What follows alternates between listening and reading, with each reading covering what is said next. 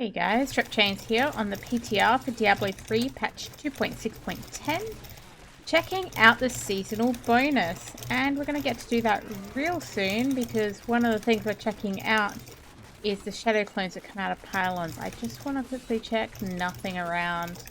Ideally I would like to have elites near my pylons when I pick up my shadow clones, but that obviously has not happened here.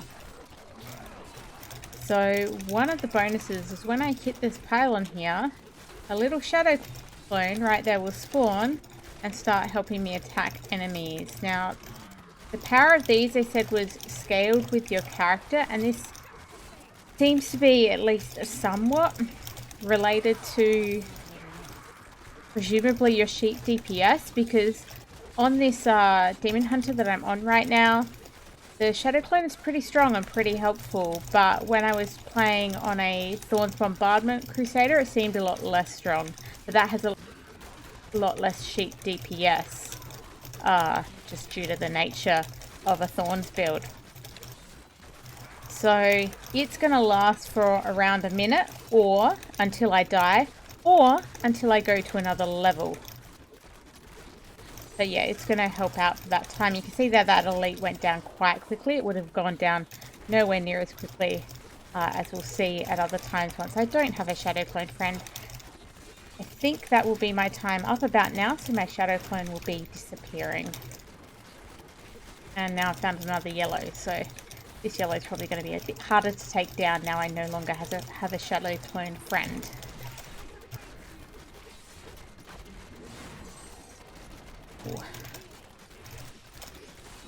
I'm also at the same time, the other part of the season bonus part that I like most is the 4th cube slot here. So in this particular case, I'm running a Gears of Dreadlands Hungering Arrow Demon Hunter here, wearing 6 pieces Gears of Dreadlands, Focus and Restraint, Hunter's Wrath, Wraps of Clarity, Flavor of Time, Dawn and Valor's Bequest. My standard stuff in my cube for this, for pushing greater rifts, is the 9th Series Satchel, Depth Diggers, and Elusive Ring. So I do have all of those, but in my 4th cube slot, that's where I put the Convention of Elements. So on my cold cycle, right now, I'm getting that extra damage, which is really quite nice. So I'm definitely able to do more damage here. Another, I guess, change that I have right now compared to my standard Gears of Dreadlands build, for a push, that is I actually have a change in one of my legendary gems. So my standard legendary gems to this build are Simplicity's Strength and Taeguk, and then Bane of the Stricken. Now what I've found in my testing with the Demon Hunter at least is that if I can get a pylon on the boss and hence get a clone on the boss at these kind of levels, and I'm in a GR 122 right now at 1140 Paragon, which is, you know, pretty high for my Paragon, then I can potentially take down that boss without having the Bane of the Stricken. So instead of the Bane of the Stricken, I'm running with the Bane of the Traps. So that's, I guess, a little bit interesting, but worth noting that I have that change. It also means if I don't get a pylon from the boss, I basically can't kill the boss. So we do need to look for a pylon at the boss and potentially save a pylon if necessary. This is our 2nd pylon, so it's also worth me keeping account of what I've done, just so I can tell. So I've got another blue there, which is nice. Just going to check. Nothing else on the level. Okay, so we're going to use the clone here to take out the rest of my previous pack, which was nearly dead anyway, plus the new pack. Hit that there, little clones come out there. You'll see the Rain of Vengeance around, and it's going to help me kill basically everything around. It does seem reasonably powerful on this Demon Hunter, but yeah, power seems to vary, I believe, related to sheep DPS, because certainly the Thorns Crusader one seemed a lot less beneficial to me. Okay, so it's going to disappear now. It's nowhere near its time. Its time would be halfway through that shield pylon, but it's going to disappear because I went through the door. Don't actually know if that's intentional or a bug, but my little clone friend is now gone, unfortunately. Now, I've got this Condi. Technically, I might not want to use it because I do need to save one, but surely I'm only 56% through. I can risk it and take it, so I'll get another clone friend here with my conduit and take out these couple of blues and then keep moving through this GR. So I am wearing a Flavor of Time, therefore my conduit is a minute long, and so therefore you can kind of tell when the clone's going to disappear. There is no actual timer for the clone, so you can't tell really that well unless you're wearing something like a Flavor, and therefore can judge from your pylon timings. Okay, I need to save that pylon. That is my last pylon. So that pylon is, I'm not going to hit that right now. That's my boss pylon. It doesn't really matter what pylon it is for the boss. The main thing I want is that shadow clone. We'll leave that pylon and we'll come back to it when we're on the boss, which isn't too far away.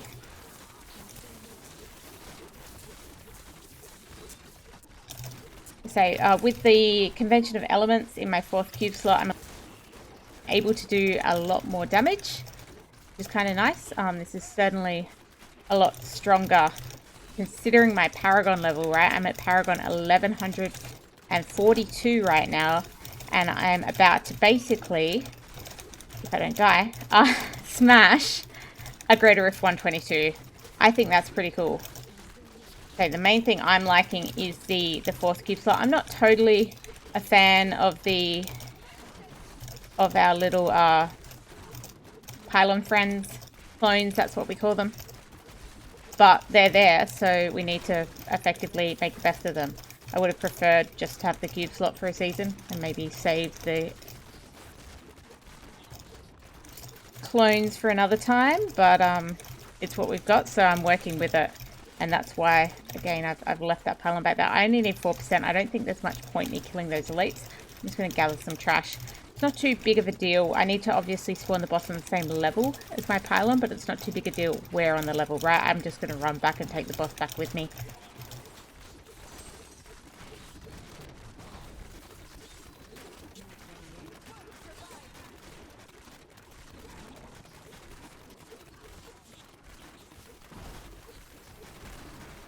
There we go. We got the boss. This way, Rhyme. Wanted to stay near him so to make sure he moved.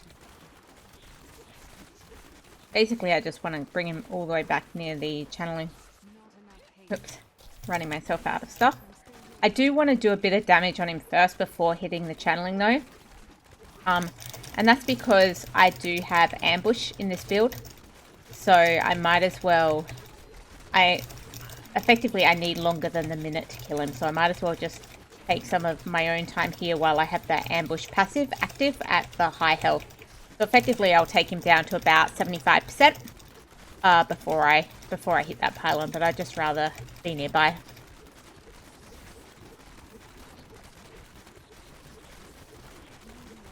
I don't really like where he is over at the edge there. There's not a lot I can do about it right now.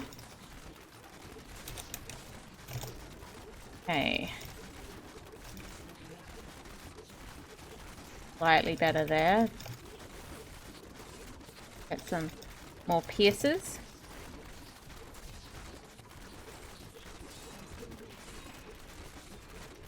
Out to a cold. Probably one more cold and then I can take the pylon.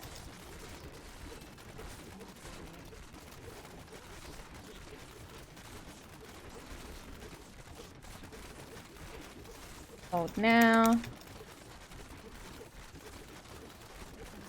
Okay, that'll do. Bit above the 75, but I can always do a little bit of finishing at the end. Channeling's kind of nice too. I get lots of wolf.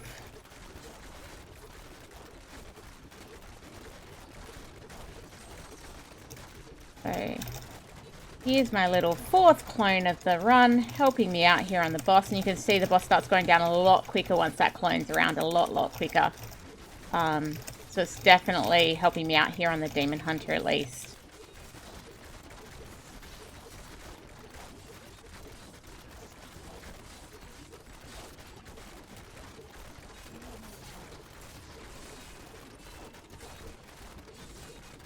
Come on. Much longer on this one.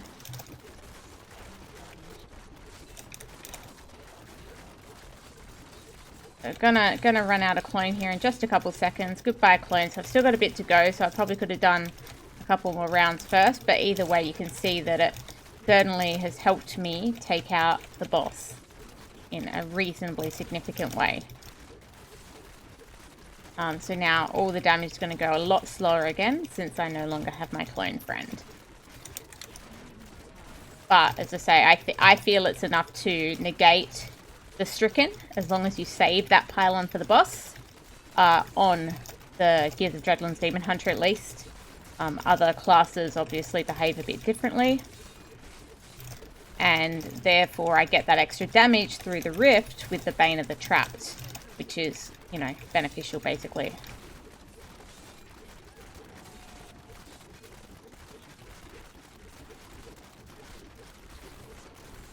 Okay. Come on, Rhyme. Hold. Okay, my COE is my extra here, so that's extra bonus damage that I wouldn't have had before every time I'm hitting cold.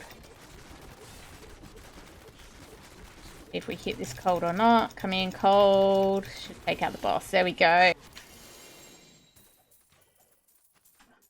So for 1100 odd Paragon, clearing a Greater Rift 122 relatively easily, I think it's pretty good, and I certainly recommend the Convention of Elements here for the 4th cube slot for this case. And my legendary gems here are quite low. So my Simplicity Strength was only rank 89. My Bane of the Trapped was only rank 89. And my Taeguk was only rank 54. And I'm doing a Greater Rift 122. So my legendary gems are way underpowered here.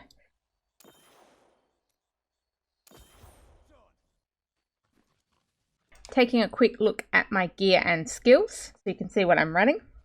My sheet DPS here you can see is at 1.4 million. So again, pretty low. Some of the gear is good, but no augments or anything like that. So 6-piece Gears of Dreadlands, running my helm with Dex, Fit and Crit Hit Chance. My shoulders with Dex, Resist All, Area Damage and Cooldown.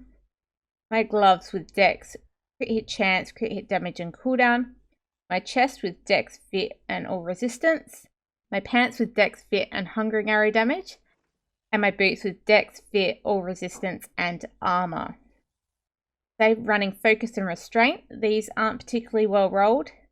I've got Dexterity, Crit Hit Damage and Crit Hit Chance. I'd prefer some area damage to that Dexterity. And similarly on my Restraint, Dexterity, Crit Hit Damage, Crit Hit Chance. And I'd prefer some area damage instead of that Dexterity there. Supporting legendaries, running Hunter's Wrath with Dexterity, Vitality, Resist All, and Hungering Arrow Damage. My orange stat there is quite good, with 198% increased damage on my primary skills, which is my Hungering Arrow. Wraps of Clarity, hold skill damage, Dexterity, Vitality, and Crit Hit Chance. My orange stat there isn't that great, 44%. It goes all the way up to 50% of damage reduction, so you could certainly get a better pair. My Flavor of Time isn't really that great at all. So on it I have damage, cold skill damage, area damage and cooldown. I would really like some crit hit chance and crit hit damage there to replace a couple of those stats. My Dawn, I'm running a damage roll, dexterity and cooldown. My orange stat here is only 61%, so these go up to 65 and I technically would really like a better one. And my Valor's Bequest with damage roll, dex, fit, and cooldown. So I'm needing a lot of cooldown right now to keep my vengeance up. But if a few things were better, I could potentially replace some of that cooldown with area damage. I am returning to town.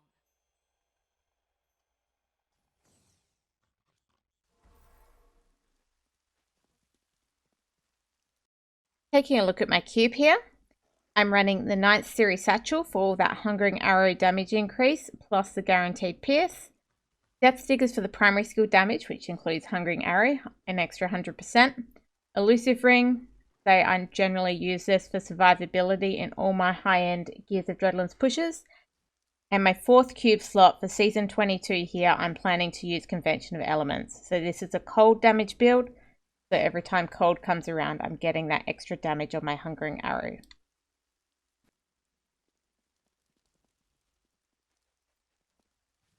Okay, standard gems.